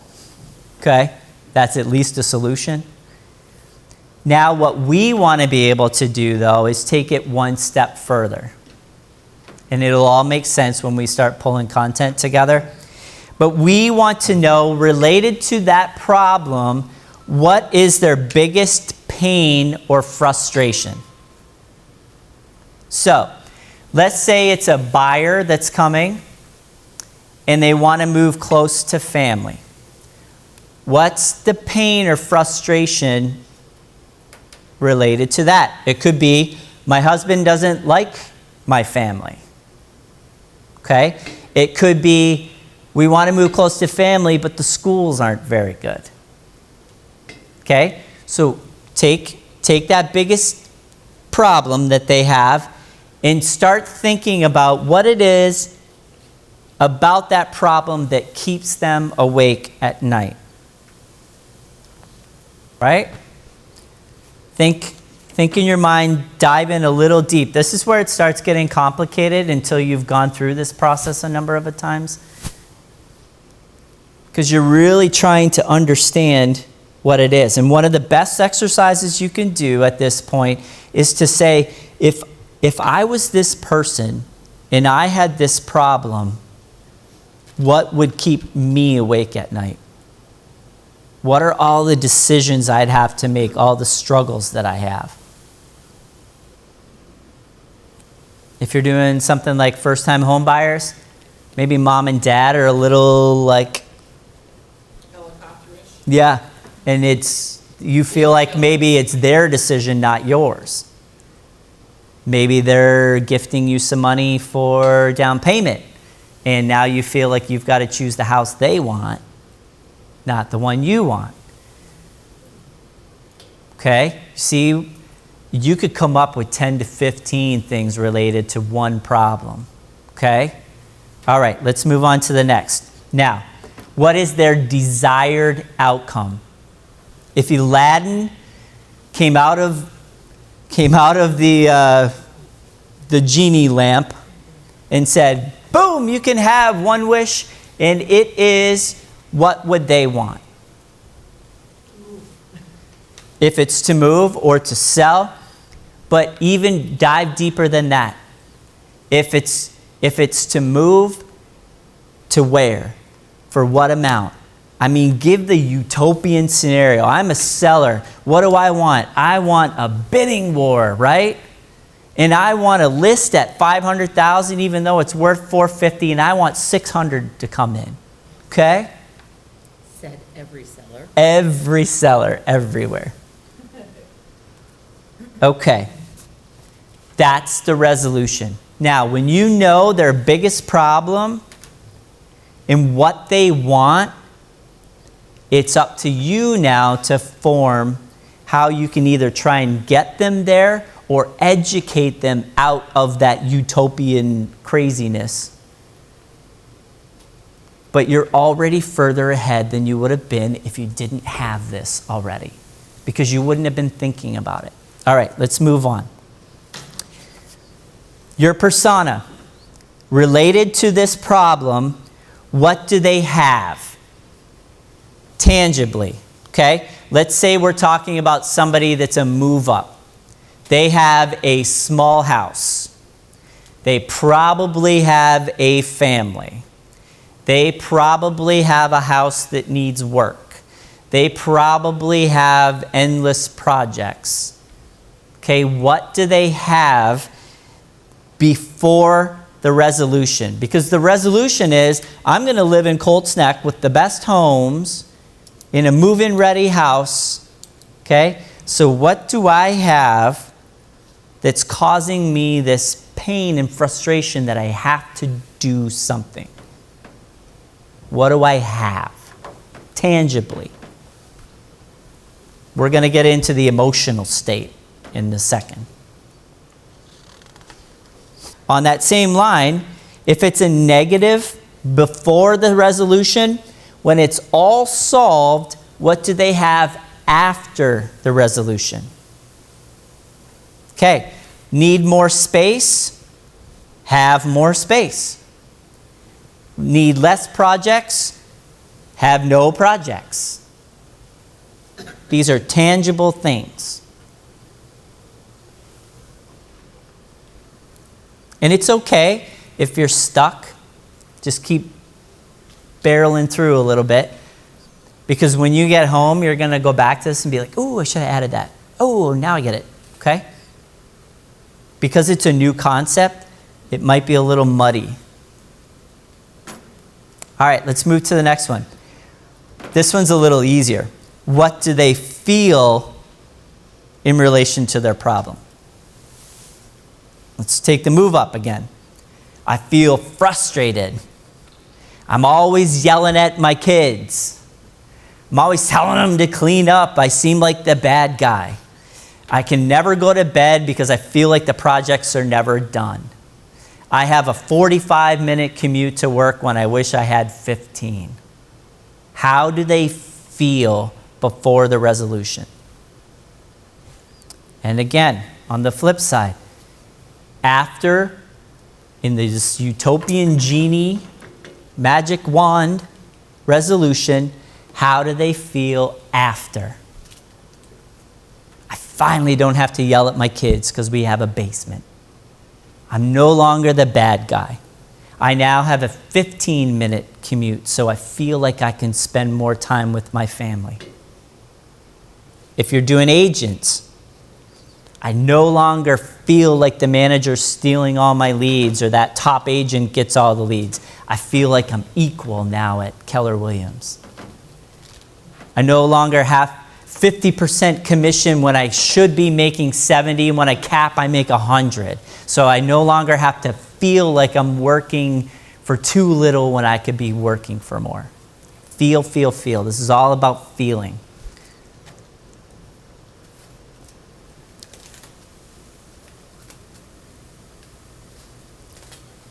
Now, in relation to their problem, what does their average day look like?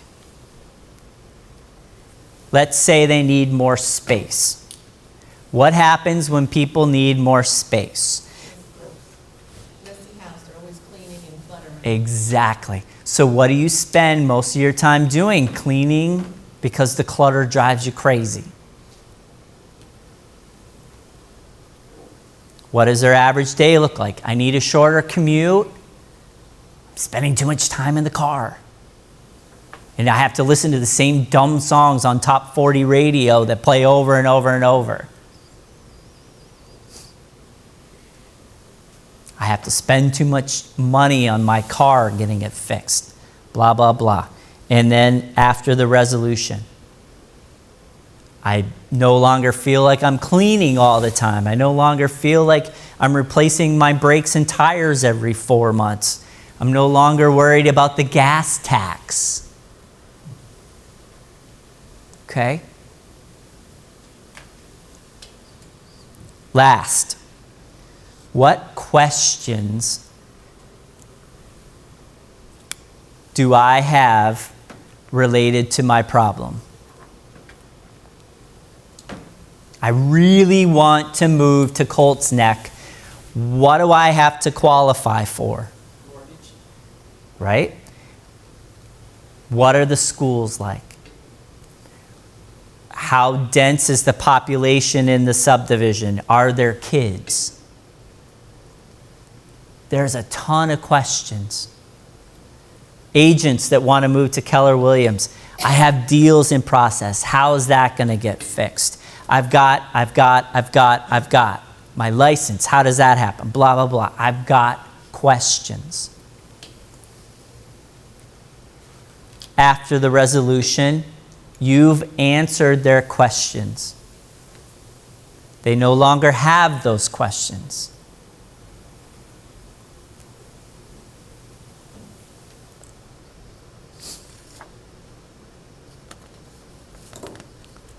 Now, here's the key, something I definitely want you to understand right now.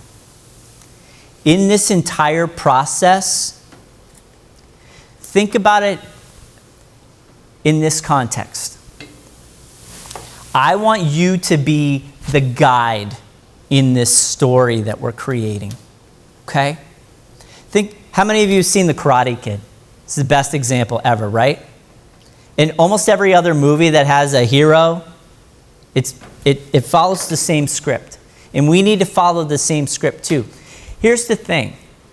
The Karate Kid is the hero in the story because he overcomes all this amazing turmoil and wins the ultimate prize. But in the story, in the Karate Kid story, he would never have won the prize if he didn't have the mentor, the guide. Miyagi, right? Is his name? Mr. Miyagi. Wax on, wax off. Wax on, wax off. That's right. Everyone's doing it, right? Here's the thing. In this process right here, you are the guide. You are not the hero of the story. They are the hero of the story. Now, they may thank you forever because you gave them all the solutions to their problems, but in the end, it will always be them that reaches the top level. Always. So this entire process I'm walking you through is teaching you how to be Mr. Miyagi to their story. And if you can do it for one persona, you can do it for all of them. Because there's a system. Always. If you know what their top 5 problems are and can give them solutions before they ever really even finish their sentence, they'll be blown off their socks. Okay? Always. And if they're telling you something emotional about how they feel, my house is so cluttered all the time, I'm always yelling at my kids. When you know that, and you can reason with them on that, and you can show them how your listing can solve that problem in a non-salesy type way, you've got them. And if they say, well, that all sounds really good and awesome, but I don't know if I can qualify for this, if you already know ahead of time what income kind of needs to be in relation to what they need to put down, and if you say, you know what, I've got this amazing mortgage guy that just seems like he can dance around the issues, here's his number. Call him. If this is the only thing keeping you back from this property, call him. You've solved all the other problems. Call him. Let's see what we can do. Now, what you're going to get out of that, if any of you are nervous ever about asking for testimonials, you'll never be nervous again. Because the fact is, you walk them through as a guide through their entire process, their entire anything that they were concerned about. And at the end, when you say, would you mind giving me a testimonial? They'd be like, where and how? Do you want me to grab my phone right here? Oh yeah, I think, they'll record a video for you right then and there, okay? And it's not simple. I don't want to oversimplify it, but the fact is that so few people in the world feel like anyone really cares about their problems. They're more willing to just talk about themselves and more willing to sell them something. When you get into their life and figure out what makes them tick, and you have the solutions to those ticking time bombs, guess what happens? You got friends for life, you got referrals for life, you got clients for life. And when you can make that a story and write it as a blog, or you can put that kind of information in a Facebook ad, click, click, click, click, click, click. And especially with Facebook, you know what happens? The more people click your ad and the more people respond, your cost goes down. Isn't that crazy? The less people that click it because your message is off, the higher you end up paying. The message is it. This is it, folks. You've got to get the message right. Let's go on to the next page. This is what we were talking about with Angela with the objections. Who and or what is keeping them from their desired outcome? So important. Agent looking to leave. Who or what is keeping them from leaving and coming to KW? First-time home buyers. They're locked into a lease. They can't move. They got to wait. But this is the perfect house. The landlord is keeping them from, okay, it's important to know. Similar to what we just covered, what is the number one resolution to their problem? If they could have one resolution only to the problem they have, what would it be?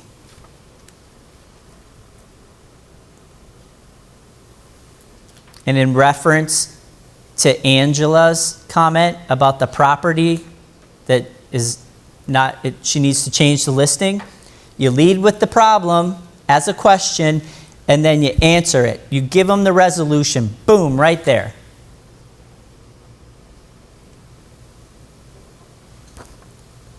So in other words, what you're saying, excuse me, it's like that you need more space would be the question, and then you say... Yep. All the space you would ever need for, and again, you have to worry about compliance, unfortunately, with some of this stuff, for your kids to play, for blah, blah, blah, blah, blah, blah, all these frustrations in this box. What do they have? What do they feel? What's their average day like? That's it. People already know from looking on Zillow that it's a 2-bedroom home or a 3-bedroom home with 2 baths. To put that in your listing description is fine, but the fact is, if you're answering their problems and talking about the solutions, addressing their problems and talking about their solutions, your listing presentation or your listings online will be better. When you go into a listing presentation, when you're trying to solicit for a listing, profile the people before you get there. Know or try and guess why they want to sell. Approximately how much the house is worth. Why they would want to go somewhere else. Try and do the best you can to be mentally prepared for whom it is that you're meeting. As if you were 10-year-long friends with these people. And if you're completely off, that's okay. Because you won't be 100% off. Guaranteed. But if there's things that you want to know, one of the best things you can do in any sales presentation, any sales concept, is to ask questions. When people feel like you're listening to them and that you want what's best for them, they will have a connection with you. If you go in, sell, sell, sell, sell, sell, again, they say, they're not listening to me. Okay? Now, you've earned their trust. You've got all of the stuff that you need.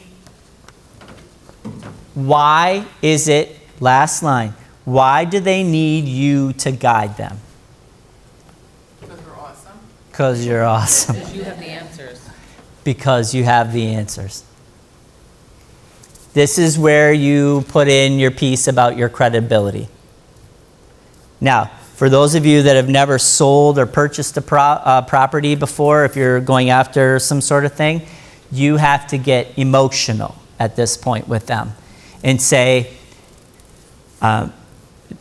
relate to your own property purchase or sale or something like that. You don't have to pretend that you're this highly decorated sales agent or something like that. Figure out what it is about you that would make them choose you over anyone else. And that doesn't always have to be experience. Most of the people in this room have way more experience than I do. Way more. And almost everybody has more transactions than I do. Okay? So the fact is, if you're new, say to yourself, what is it about me that would make them want to do business with me over choosing someone else? And don't automatically assume it's because you've never done transactions before. It's not true. So here's the thing. We're running short on time. I want to get to the next part here. Hey, Brent. Yes. Yep. Will we be able to get new templates? Like, Yep. once we do this? I'm gonna send you everything. Yep. I want you guys to go to this sheet right here, the campaign worksheet, and it says CMA acquisition at the top. It's literally like 2 or 3 away, I think.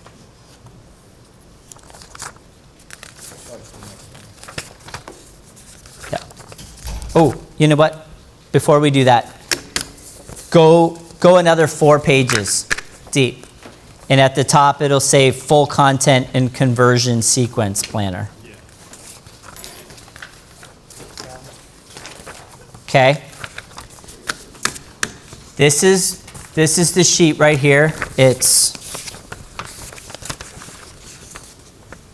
6 pages long, I think. This is where you take the information that you just compiled in the 2 sheets. This is your source of content for everything. This is where you're going to expand on it, and you're going to turn it into something that's a living, breathing document. Okay? So we started by profiling. Then we dialed it down just a little bit, got a little more detailed. Now we're going to do the whole thing right here. So when you get ready to do this, keep the sheets that you just filled out, because the same stuff is going to be on here. It just asks you more questions in order for you to write it all out further. Working on that one single persona. Exactly. 6 pages. For one problem. Okay? And basically, it's going to walk you through an entire thing. So if you wanted to use this as a source for a blog post, it'll be done. If you want to use it as a source for a listing on the MLS, it'll be done. If you want to use it for a Facebook ad, it'll be done. Here's how and why. You've got your main problem for your one persona. You're going to write a headline. And I'm going to send you guys a bunch of sample headlines that I've already done, and you can use those to craft your own. But we've already kind of crafted some. Let's use Angela's example. Need more space? That's a head. Titles right off of Google. Let's say you want to write a blog for first-time homebuyers. Top 10 mistakes every first-time homebuyer makes. Okay? That has nothing to do with a real estate transaction, but you can market that. It's all here. Okay? You start with your headline. Next, the subheadline. And I give you clear directions here. The subheadline is basically just rephrasing the headline and giving a touch more information. If you've been looking for more space, if you're tired of yelling at your kids, this is it. And again, be careful when you're talking about families and kids and stuff like that. Whatever, it's compliance. Major problem, we already know what it is, right? We've written it at least in 2 different places. Next line, pain points. We already talked about that. We're just going to expand on it a little more. Okay? This is where you're starting to write the story. We just did the outline for the story. Now we're writing the story. Okay? Now we're going to amplify. This is something we haven't talked about. Amplifying the pain points. If you're writing a blog or some sort of a landing page or something, probably not for a property listing, sometimes you have to amplify the pain points. Okay? Need more space, tired of yelling at the kids. Amplifying the pain point would be, your kids are going to hate you forever. Now, can you write that as a real estate agent? No. But you get my point. Okay? How can we emotionally kind of twist the knife a little bit more? Because eventually we're going to soften them a little bit more with the solution. All you're trying to do here is help them understand that you know exactly what it is that they're facing. So amplify the pain points. Now, we just talked about it, the desired result or the dream outcome that they have. Again, following the same thing, how will they feel when the problem and pain points are gone? Yeah. Blah, you know? Who and or what is keeping them from their desired outcome? You're just writing a paragraph here. Something we haven't talked about, a real or fictional story. If you have clients that have already gone through in this demographic, persona, whichever, that have already gone through what this problem is, now is the time to pull out the credibility and say, so-and-so needed more space. They wanted better schools. We were able to blah, blah, blah. Okay? Now, just before you get to the ending of the story, we don't want to end it right there because then people will be like, oh, that was a nice story. Click, click, click, on. Okay? We want to leave them hanging. It's just like the movies, right? You think you're about to get the resolution and then what do? Another problem's created, right? Something comes out of left field that you're just like, whoa! Yeah. Okay?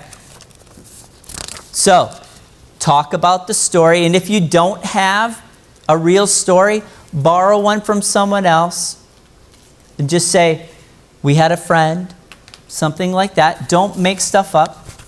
Don't pretend. Now you're going to tell them what your resolution to their problem would be. And if you're smart, your resolution will be what their desired outcome will be. Should your resolution always be in the first person or no? Good question. What was the question? Should your resolution, the one I'm about to tell you, should it be in the first person? I would say if you followed this whole thing already, you'll know whether it's the right thing or not. Now, I don't want to skirt the issue on that. I don't have a definitive answer for you. But here's what I would say. Because you've already gone to this length, no matter what you put in, whether it's first person or third person, it'll probably be, you've got them by this point. They would have dropped off. So no matter what you say, it's gold right here. So let me think more about that, though. I'll look through some of the stuff I've written and see.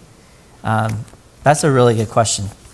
That's a stumper. I've heard first person, but I have trouble with that. Yeah.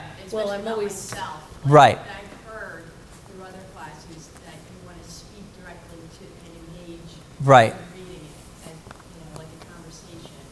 But it's tricky. First person is very tricky. Yeah, because in writing, if you're bouncing back and forth too, yeah, let me me stew on that one a bit, because I think it might be situational even. If it was a blog post or something, it may be more third person, but if it's a listing or something like that, an open house. If you're Yeah. describing yourself, it should be the first person. Not, Yeah, it Yeah. depends on the situation. I think, yeah. So this is an aside from. Okay, now, it's the happy ending to the story. The family that had all these struggles, were afraid they could never get a mortgage, had family holding them back. Now it's a happy ending. They finally got their home in Colts Neck. Question of aspiration. Go back to the objections and you say, what would it be like if? Okay, this is a great sales tactic.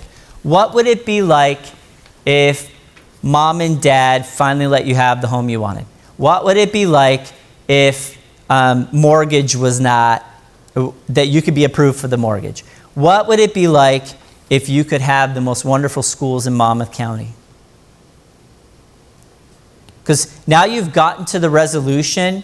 Now you're trying to get them engaged into the resolution. This is where you're tugging on the heartstrings a little bit to say, what would it be like if you immersed yourself into all of the things that you struggle with? What if you had all of the resolution? Because what will happen in the story is people will start feeling, that'd be so awesome. And pretty soon, you're good to go. And again, now we're back to why it is that we need to be the guide for them. Because I can show you the mortgage guy. I can show you the home in Colts Neck. I can show you what it's like for more space to solve that problem. I can. That's it. Now, in every one of these situations that you walk through, not everything on these sheets will pertain. Okay?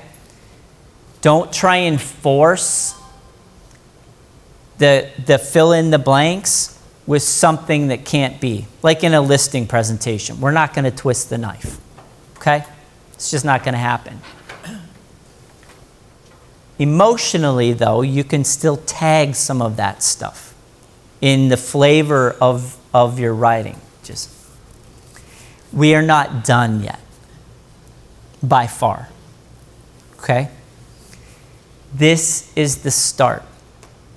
Remember my tool example? You got Facebook ads, you've got your blog, you've got your KW website. If you don't feed it the right message, you're not going to win. This is the key right here. This is what makes the tool work. But I literally tell you every website link that you need on your website. You need a section for first-time home buyers. You need a section for downsizers. You need a section for CMAs. You need it all. But until you have the content to put on it, it will do you no good. Now, are you going to have to write content for every single one of those things? Yes. And like 6 months later, you're going to be like, oh, I'm finally done my content. No. What I want you to focus on is the system. I want you to get 3 or 4 of these things done, and then we'll start to chip away. And here's the thing. Like I said before, if you complete just this one stage where the content is done, we can start doing a couple blog posts for you. We can start doing Facebook ads for you. We can start generating leads for you. You can use these as emails, everything. Now, part of the system also for you is I tell you at what stage you need to do all of these things. All right? And literally, there's a ton. The conversion part of this alone is 13 stages long that you can do. When you get to the conversion part, this is what the system looks like. And I've already completed a couple of them, a CMA and everything, okay? And I'm just going to briefly describe this so that, again, don't be overwhelmed by this, because the toughest part is the one we just did today. Okay? Right here would be like a CMA landing page or a blog, some place where someone would opt in. Facebook ads, something. Okay? Next, an email would be sent. I'm going to tell you what goes in that email. You can use my email, or you can use the content you just did to write your own. Okay? If someone opted in for something, they would go to a thank you page. I'm going to tell you what to say in the thank you page. But you've already told yourself because you just wrote it. Okay? Now, you could stop right there and it would be okay. Or, remember our example where we needed to almost double our conversion rate or triple our conversion rate in order to make $90,000? Here's what we do. We send another email a few days later. I'm going to tell you what's in that. Fill in the blank. But you already wrote it. It's all about problems and solutions. If you're comfortable with the video, all you're going to do is take the content from this email and you're going to put it in the form of a video. Or you can skip it. Now here in my CMA line, here they get an envelope in the mail from me. And this will be another class that I definitely do, how to handle a CMA. When I get CMAs, I do an RPR report. I print it out, usually 20 to 24 pages. I take a marker, and I take in that RPR report, and I circle the places that I wish I had more information. And then I have lawyers' sticky notes that I put on there that have the little arrows by them. And I put the sticky notes on the report saying, hey, if I had this information, I could really give you a super accurate report. And then in the envelope before I seal it, I have a little handwritten note, 2 sentences long, which I'll tell you what I say, and I stick in a dollar store calculator. And said, hey, if you want to add it up, go ahead. Here's the calculator. I'll make it easy for you. I get phone calls all the time. The package costs 96 cents to send out, plus the dollar store calculator. So I'm into it about $2, plus the 50 cents I just paid for the ad, $2.50. Okay? Saying doing that, you get a call from them after. Many times. Sometimes I get a call saying, I didn't even request this. Somebody did. And at that point, I'm like, oh, sorry, but hey, if you want to sell it at some point, you let me know. Okay? If they don't respond to this, chances are it tells me what? They're definitely not interested. If I'm completely overwhelming you by something no one else would ever think to do for you, chances are they're not interested. But I still have stages that can go. All right? Another email, another video, another email, another video. At that point, I say, you know what? I'm more into you than you're into me. So here's the thing. Either poop or get off the potty. All right? And it's okay at that point. If you've completely overwhelmed them with everything and they're not responding, then you shift them into one of your KW drips where it's like, you know, here's how you winterize your home. That's fine. They're still getting to hear from you, but they're then kind of, they're not gonna be a client.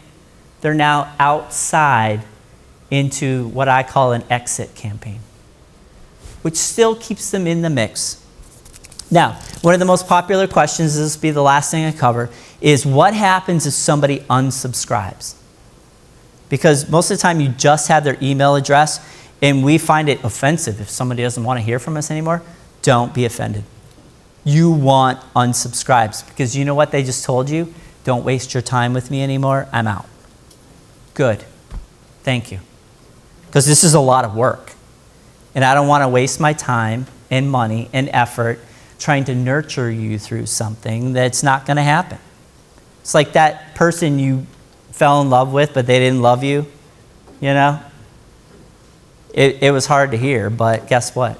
You moved on. Right, yeah, save some time. Okay. We covered a ton today. There is not a single reason anyone would ever go to your website if you don't have anything valuable for them there. Now, the more value you have for them, the more they'll recommend your website, the more they'll recommend their friends. You've got to have something of value for them there, and this is where it starts. And from that set, that 5-6 sheets of paper right there, you can build this entire thing. And I've got worksheets that say, this is the stage, this is what it is. Here's what you say. Pull from that sheet, put it here, done. All it is transferring this information over to this spot and pressing go. And if you're not at some point overwhelmed by the entire process, if you're doing first-time home buyers, now you can do downsizers.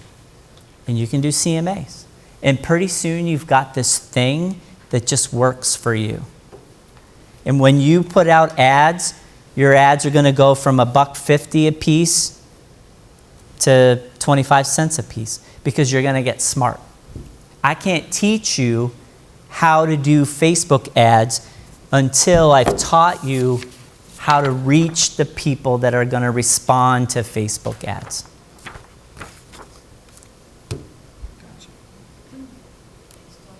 Clear as mud, right? Any questions? Yeah. You probably get more done. Thanks. Thanks, Brent.